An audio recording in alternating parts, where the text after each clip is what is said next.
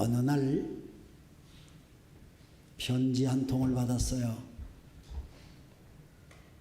보통의 우편 편지 봉투였는데 봉투에 빨간 큰 도장이 찍혀 있었어요. 그 빨간 도장은 탄생의 비밀이라는 말이 찍혀져 있었어요. 이게 뭘까 하고 궁금해서요. 누가 이런 걸 붙였지? 하고 긴장된 마음으로 그 편지를 뜯어보았어요. 편지의 내용은 아무아무개 군, 놀라지 말라. 사실은 내가 너의 아버지란다. 네가 아주 어렸을 때에 헤어졌기 때문에 너의 기억 속에는 내가 없겠지만은 바로 내가 오랜 기간 동안 잃어버리고 살았던 너의 친아버지란다. 이런 편지를 받은 거예요. 여러분 이런 편지를 받아본 적이 있으세요?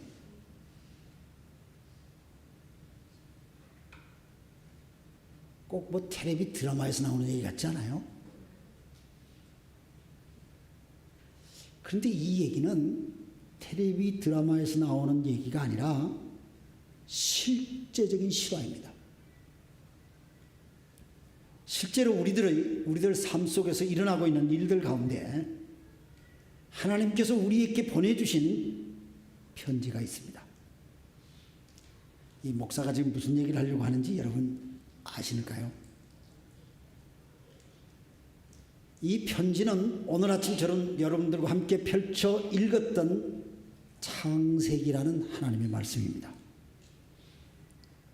하나님의 말씀, 이 창세기는 과학적으로 증명하는 논문이 아니고요, 진화론의 주장을 반박하려고 연구하여 집필한 연구 논문도 아닙니다. 창세기는 우리 모든 전 인류를 향한 하나님이신, 그리고 우리 아버지신 그 하나님께서 우리들에게 보내주신 아주 따뜻한 사랑의 편지입니다. 창세기라는 이 사랑의 편지 속에서는 우리들이 어디서 어떻게 태어났는지 탄생의 비밀이 적혀져 있습니다. 특히 오늘 여러분들과 함께 읽었던 창세기 1장의 말씀은 간략하게 두세 문장으로 정리할 수 있는데, 오늘 저는 여러분들과 함께 나누면서 하나님께서 우리를 향한 계획과 또 그 하나님이 우리를 향하여 주시는 그 메시지가 어떤 것인지 함께 은혜를 나누기를 원합니다. 첫 번째로 창세기는 우리들에게 너희들은 나의 자녀라고 하나님께서 말씀하시는 내용이 주제로 되어 있습니다. 26절 전반절에 보면은 하나님께서 말씀하십니다. 우리가 우리의 형상대로 우리의 모양대로 우리가 만들자 하는 그 말씀이 기록되어 있습니다. 창조주 하나님께서 나의 형상과 나의 모양대로 만들겠다, 이 말은 너희들이야말로 나 하나님의 형상을 본받고 나 하나님의 모양을 따라서 너희들이 만들어진 나의 자녀들이라고 하는 말씀으로 여겼습니다. 여러분, 우리들이 어떤 사람입니까? 성경은 뭐라고 말을 하고 있습니까? 하나님의 형상, 하나님의 모양대로 지음을 받았다고 말하고 있습니다. 하나님의 형상, 하나님의 모양으로 지음받았다는 게 어떤 의미입니까? 여러분은 창세기 보면 하나님의 창조가 첫째 날 빛을 시작해가지고 이렇게 만들어졌다는 게 6일째까지의 날짜별로 설명을 하고 있는데, 하나님께서 만드신 모든 피조물 속에 하나님의 형상이라는 특별한 칭호를 붙인 것은 인간밖에 없습니다. 다른 어떤 피조물에도 하나님의 형상이라는 말을 사용하지 않습니다. 그렇다면 하나님의 형상이라는 이 말은 굉장한 의미가 있다고 생각해요. 성도님들 집집마다 저는 우리 성도님들 가정들을 보면 너무 재밌어요. 왜냐하면 애를 보면은 그 엄마 얼굴이 확 알겠어요. 아들을 보니까 그 집 아빠 얼굴이 확 알아요. 나는 우리 교회에서 몇몇 사람이 있어요. 그냥 너무 그냥 어떻게 그렇게 판박이를 만들어냈나 할 정도로 여러분들이 집으로 돌아가면은 여러분을 닮은 여러분의 자녀들을 볼 것입니다. 가냘픈 눈이라든가 오뚝 솟은 코라든가 자기를 닮은 자식들을 여러분들이 볼 겁니다. 우리가 하나님의 형상으로 하나님의 모양으로 지음받았다는 이 말은 우리들 속에 하나님의 형상과 하나님의 모양이 있다는 겁니다. 그래서 우리가 하나님의 자녀라고 하는 사실을 확인시켜주는 말씀이 바로 그 말씀입니다. 그런데 오랫동안 참 불행하게도 조상 대대로부터 자기들은 노예라고 생각하고 사는 사람들이 있었습니다. 할아버지 할머니도 노예였고 아버지도 노예였고 어머니도 노예였고 형도 노예고 언니도 노예고 당연히 자기 자신도 노예예요. 안타까운 것은 자기 자녀로 태어나는 자식들조차도 노예입니다. 이렇게 노예로 살아온 이 집안이 몇 년 노예로 살았냐? 대대로 살았기 때문에 400년을 노예로 살았습니다. 얼마나 슬프겠어요? 얼마나 안타깝겠어요? 우리가 아는 이스라엘 민족입니다. 아마 길을 걷는 이스라엘 어린아이를 부르다가 너 누구냐? 그럼 그 아이는 대답하기를 나는 노예입니다. 아마 그렇게 대답하리라고 생각합니다. 그런데 어느 날 하나님께서 그래 오랫동안 노예 생활을 했던 그 이스라엘 백성들에게 하나님께서 어느 날 모세라는 사람을 통해서 창세기라는 하나님의 편지를 그들에게 전달해 줘요. 모세를 통하여서 배달받은 창세기라고 하는 하나님의 말씀을 딱 펼치는데 이것은 그들에게 읽으라고 준 말씀이기 때문에 마치 그들에게 준 편지와 같아요. 그래서 그걸 딱 읽어보는데 깜짝 놀라는 기록이 있는 거야. 자기들은 노예의 자식으로 태어나서 노예로 그냥 사는 것이 당연한 것이라고 생각했는데 그걸 읽어보니까 너희들은 창조주 하나님의 자녀다. 그렇게 자기들에 대한 걸 기록하고 있는 거예요. 너희들은 하나님의 형상이 있고 너희들 속에 하나님의 모양이 있어서 너희들은 하나님의 자녀다.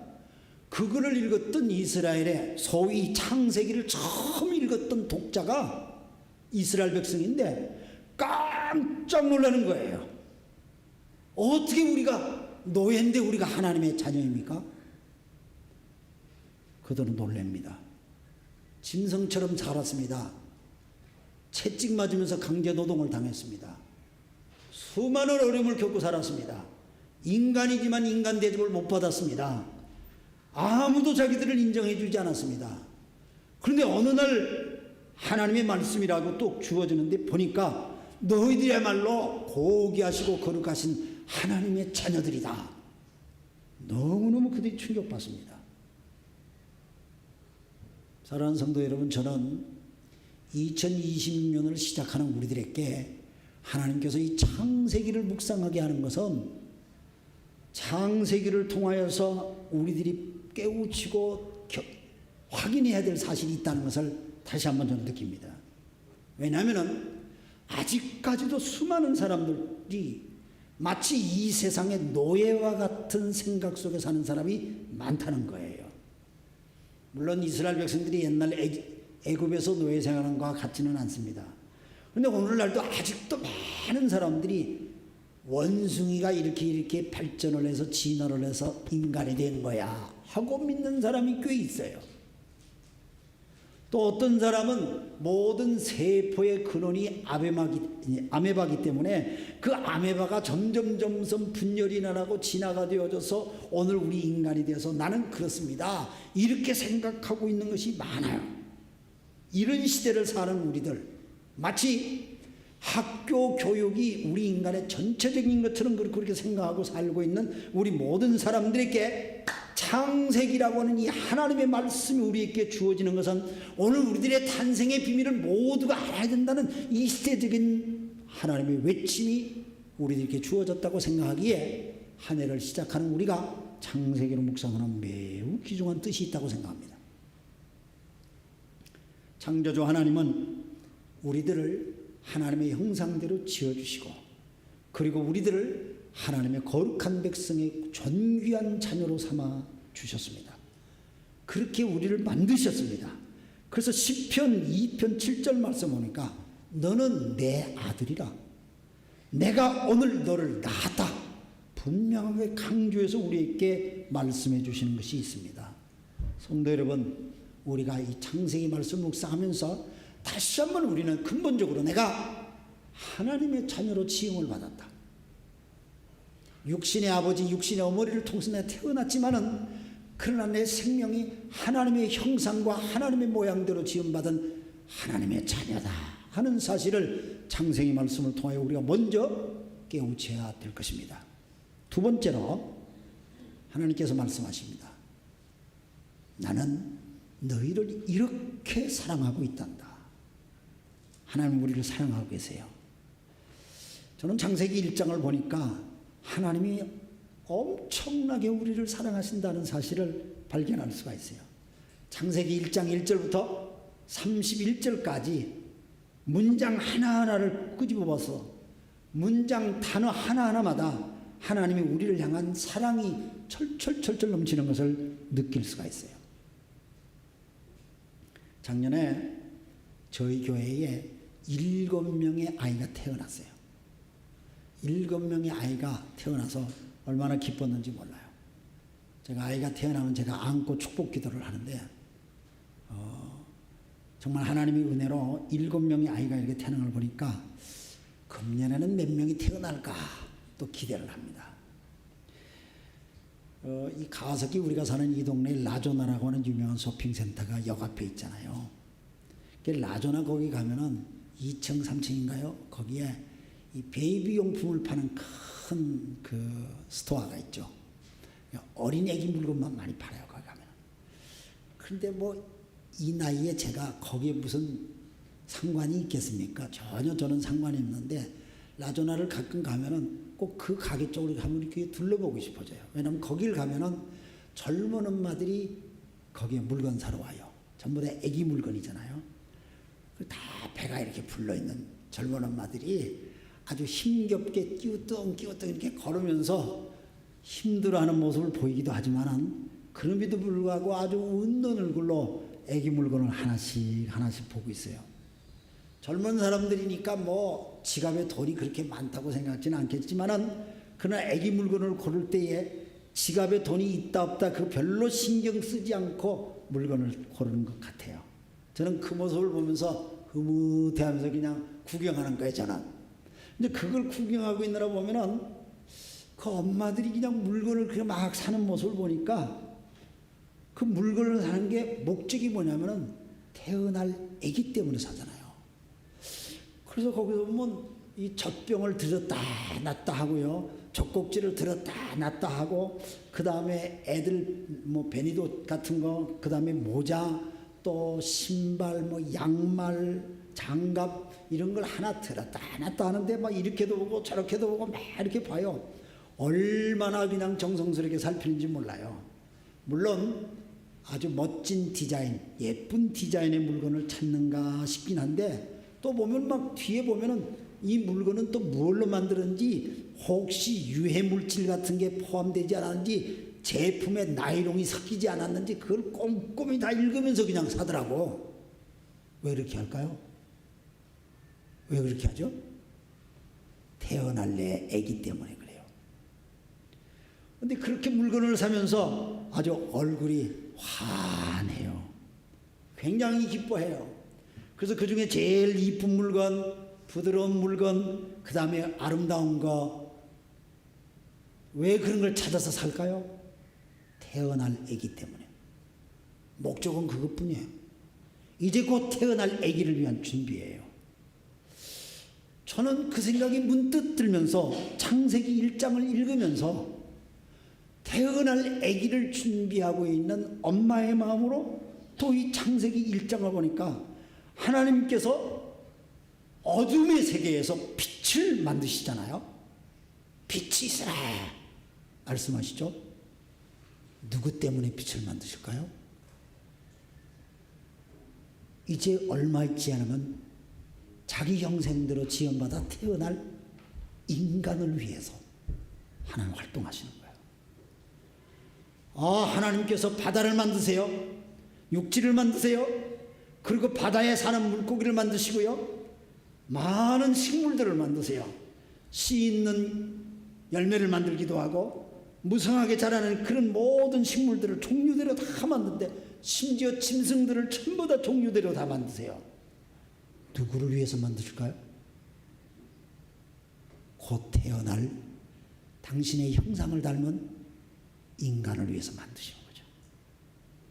그래서 창세기를 그렇게 보니까 창세기 전체가 너무나 우리를 향한 하나님의 사랑이 처절하게 느껴지고 마치 라조나 쇼핑센터에서 태어날 아기를 위해서 젖병을 고리고 있는 엄마의 환한 얼굴 모습과 같은 하나님의 환한 사랑스러운 얼굴 모습이 창세기 읽으면서 막 눈에 들어오는 거예요. 6일 동안에 하나님의 창조가 끝났다는 걸 오늘 31절에 보이죠. 하나님은 6일 동안에 모든 창조를 하면서 5일간 5일 반나절을 지나고 난 다음에 하나님은 자기 형상을 닮은 대로 자기 모양대로 사람을 창조하시죠. 그래서 사람이 출생하시죠. 그래서 우리 그 말씀을 보면 마치 아기의 출생 준비를 하는 엄마의 모습과 같은 따뜻한 하나님의 사랑을 우리가 많이 느낄 수 있다는 거예요.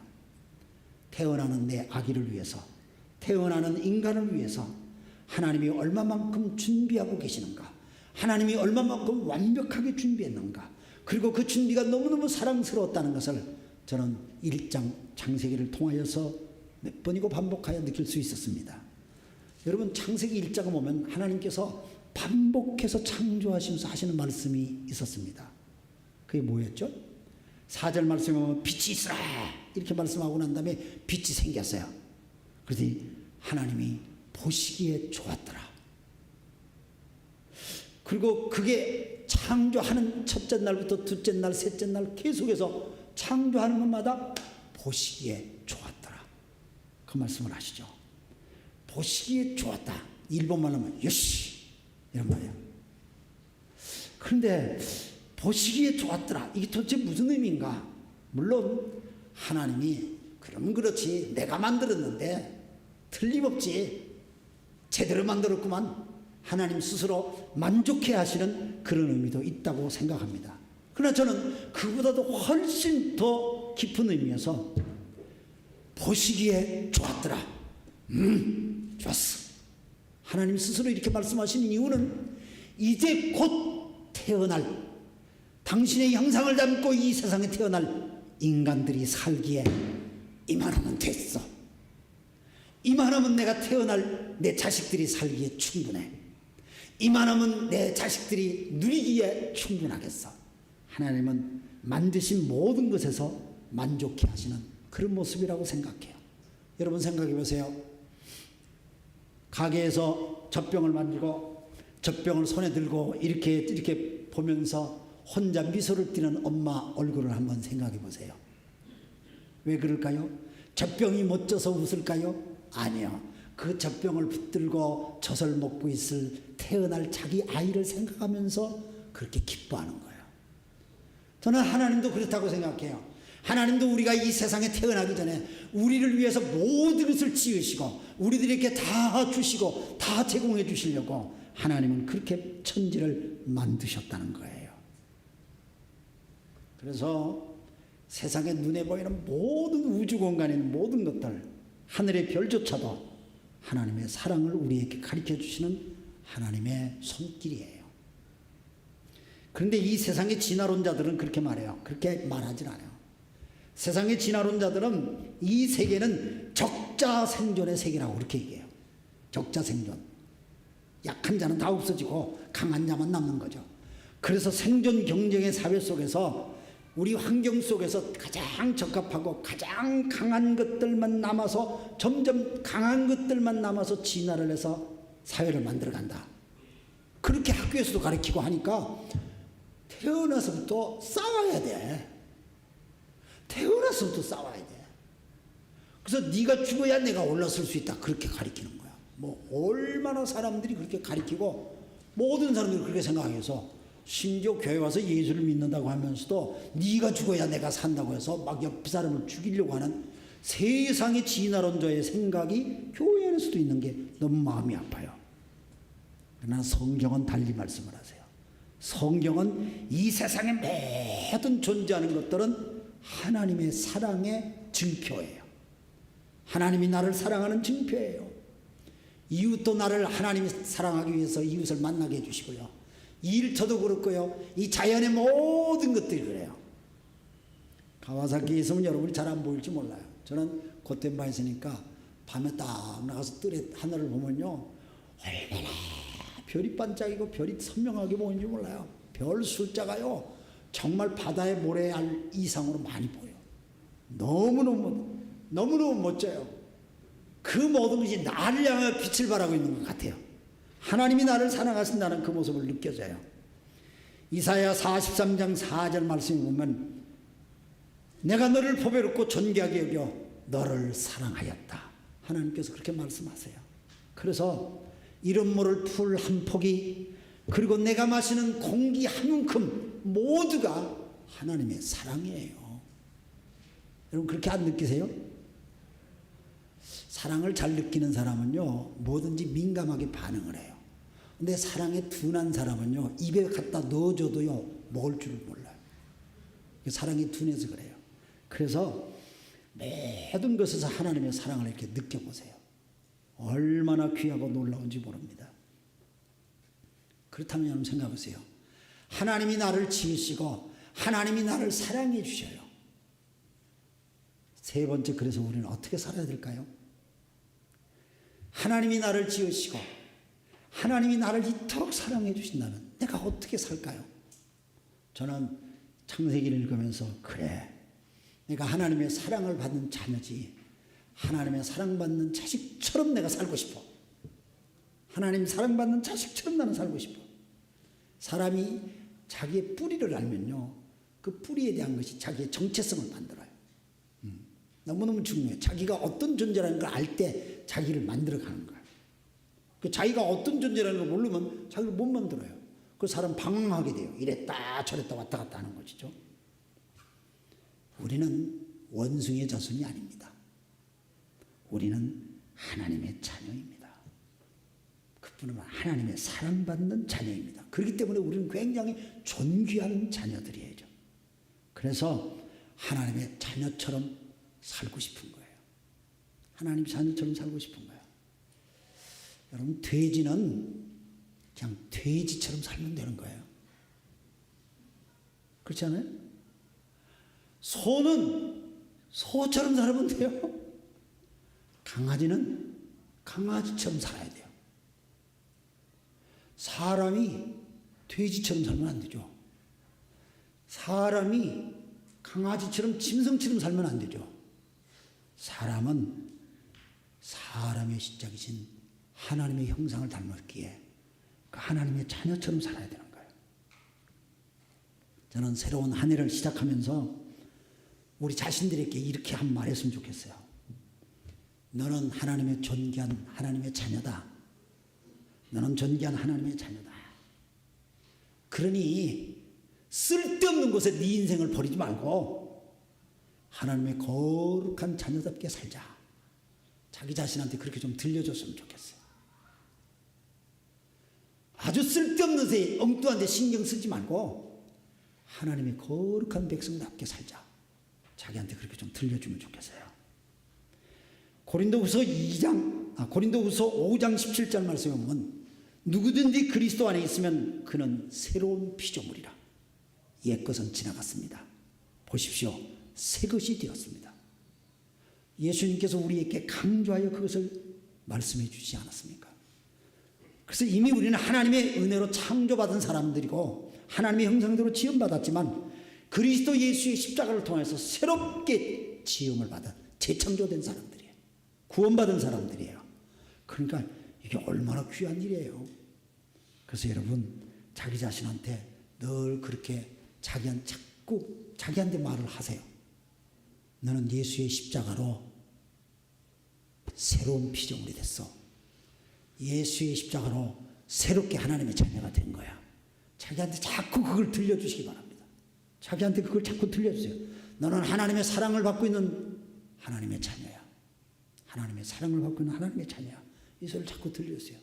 사람이요, 사랑받고 있는 사람과 사랑받지 못하는 사람은 전 틀리다고 생각해요. 아이들을 가만히 보면요, 제가 학교에서 아이들을 보면 사랑받고 있는 아이와 사랑받지 못하고 있는 아이가 말을 안 해도 표가 나요. 말을 안 해도 표가 나요. 아, 얘는 좀 사랑을 못 받고 있는 애구나. 아, 얘는 참 사랑을 받고 있는 애구나. 그걸 느껴요. 여러분 자기 자신 그렇게 안 느끼세요? 사람이 사랑을 받을 때는 굉장히 여유로워져요. 사랑을 못 받고 사는 사람들은 굉장히 속이 좁아지고 그리고 날카로워져요. 사랑을 못 받기 때문에. 사랑을 못 받고 있는 사람들이 잘 사람들하고 막 충돌이 돼요. 사랑받고 있는 사람은 충돌이 거의 없어요. 누가 뭐라고 그래도 그냥 뭐 그런 소린가 보다 하고 그냥 잘 넘길 수가 있어요. 사랑받고 산다는 게 얼마나 귀중한지 몰라요. 근데 참 섭섭하기는 세상에는 나는 내 인생은 사랑받지 못하는 인생이야 하고 스스로 자기 인생을 아주 부정적으로 생각하시는 분들이 의외로 있어요. 사랑받지 못한다는 거예요. 여러분 부탁하기를 금년부터는 여러분의 입에서 나는 사랑받지 못하는 사람이다 이 말을 하지 말기를 바랍니다. 아멘? 입에서 그런 말 아예 나오려고 입을 닫으세요. 손으로 이렇게 닫아요. 나는 사랑받지 못하는 사람이다. 나는 사랑받지 못하는 이렇게 말하지 마세요. 하나님께서 여러분들을 사랑하고 있어요. 하나님께서 여러분에게 생명과 여러분의 삶의 모든 것을 제공해 주시고 지금도 인도하세요. 이런 하나님의 사랑을 우리가 받고 있는 거예요. 근데 하나님의 사랑을 받지 못한다. 자기는 사랑받지 못하는 인간이다. 이렇게 생각을 하니까 생각이 전부 다 부정적이 되고 관계가 어려워요. 부딪혀요. 사랑받지 못하는 사람이다. 이렇게 생각을 하니까 사는 의미를 잘 몰라요. 그러니까 자기 인생이 계속 방황이에요. 그냥. 뭘 하든지 방황하는 삶이에요. 뭘 좀 해도 만족이 없어요. 감사가 없어요. 그런 사람들은 계속 불평이 많이 나오죠. 너무너무 불평이 많은 거예요. 들의 풀 한 포기도 한 그루의 나무 하나라도 모두가 하나님은 우리를 향한 사랑의 증표입니다. 오늘 주변에 그렇게 한번 보세요. 너무 놀랍습니다. 위대한 하나님의 사랑을 여러분 느끼셔야 돼요. 삶 속에서 느끼세요. 이웃을 통하여 자연을 통하여서 배움을 통하여서 성숙해가면서 하나님의 사랑을 더 깊이 느끼시되 느끼시는 그 하나님의 사랑의 최고봉의 하나님의 사랑이 뭔지 아세요? 하나님의 최고봉의 사랑, 모든 사랑에 뛰어난 최고의 사랑, 예수 그리스도의 십자가 사랑이에요. 나를 위해서 죽어주셨잖아요. 나를 위해서 죽어준 분이 누가 있겠어요?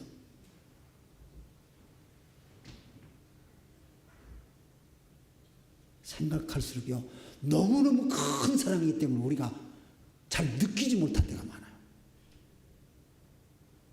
그런데 여러분이 빚을 졌는데 그 빚을 누가 탕감을 해줬다든가 성경에도 나오는 얘기죠.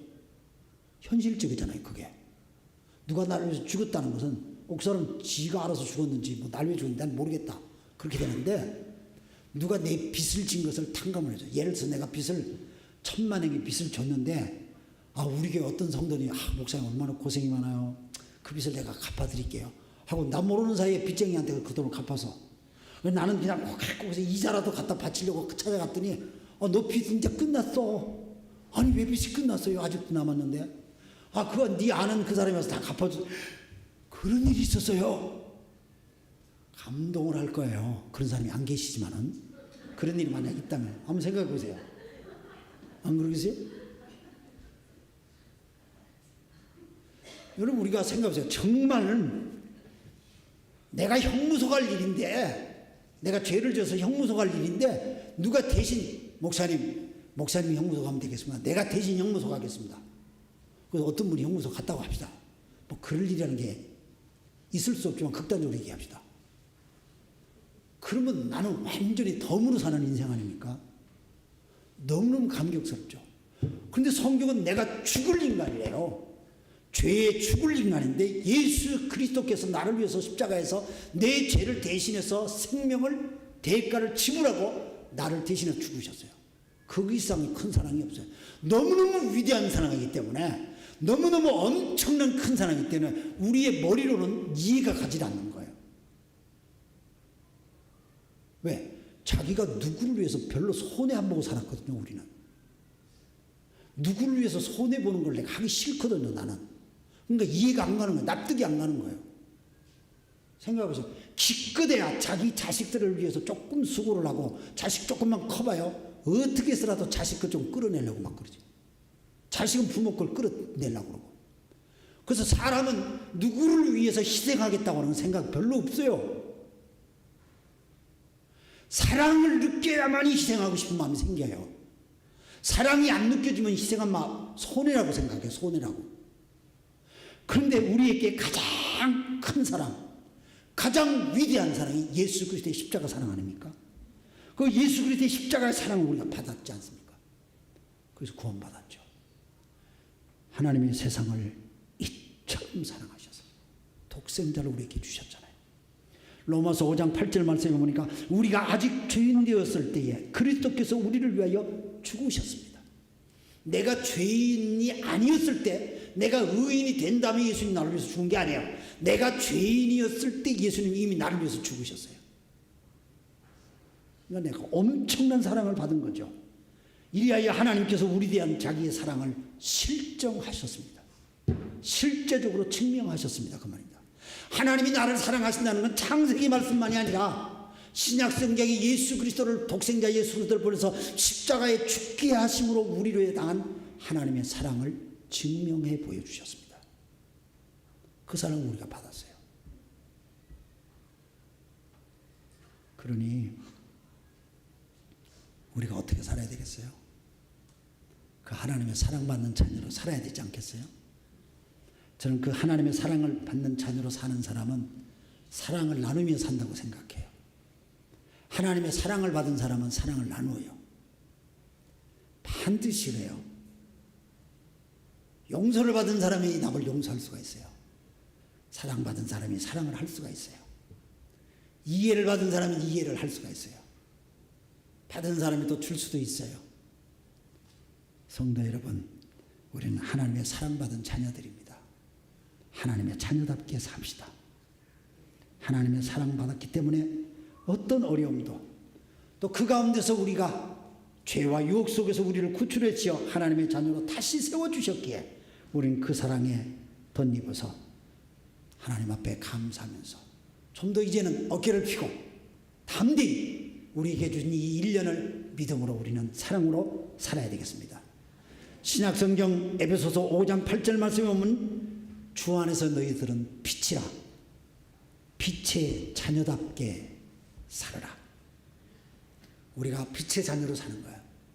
창세기 가장 1장 시작할 때 하나님께서 빛을 만드신데, 빛을 만드시는 그 앞에 보면 모든 우주가 혼돈과 공허 속에 있다고 얘기를 하죠. 혼돈과 어둠 속에 있는 거야. 하나님의 창조의 시작은 어둠의 세계를 물리치는 거야. 그래서 하나님의 사랑을 받는 자녀들은 빛의 자녀예요. 그래서 우리는 빛 가운데 살아야 되는 거예요. 이것이 하나님의 자녀답게 사는 거예요. 돼지는 돼지답게 삽니다.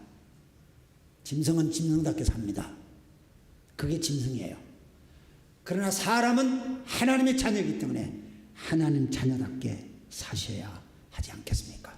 금년 한 해 하나님의 사랑받는 자녀로서 아름다운 하나님의 빛의 자녀로 사셔서 하나님께 영광 돌리고 여러분의 인생이 더욱 빛나는 축복의 생애 되시기를 주님의 이름으로 축원합니다.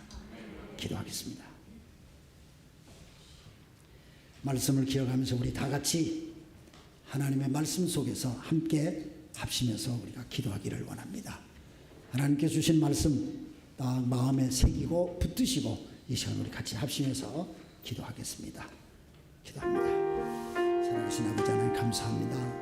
주님의 정성과 도와주시옵시고 하나님께서 우리 불쌍히 주시어서 은혜로 더해 주시면 주여 감사합니다. 정성으로 주님을 의지하면서 사랑받는 하나님의 자녀로서 믿음의 아름다운 역사를 일거리 하시고 은혜를 베풀어 주시옵길 원하고 기도합니다. 오늘도 우리 주님께서 함께해 주시고 오늘도 주님께서 역사해 주시어서 창세기 말씀을 통해서 우리를 깨우쳐 주시고 창세기 말씀을 통해서 우리를 더욱 하는 법으로 살려주신 주여 감사합니다. 사랑받는 하나님의 자녀로서 하나님의 형상을 지음받은 자녀로서 우리가 믿음으로 살고 빛의 자녀로 살 수 있도록 주의 은혜를 주시고 그 사랑을 나누는 자녀로 살게 해주시옵소서. 주님께서 은혜를 도와주시길 원합니다. 하나님께서 이끌어주는 그 말씀의 삶으로 그들을 나아가기를 원합니다. 우리 모든 성도를 축복하시고 은혜를 이끌어 주옵소서. 감사합니다. 축복합니다. 축복해 주세요. 영광 돌립니다. 그들을 함께 해주세요. 예수님의 이름으로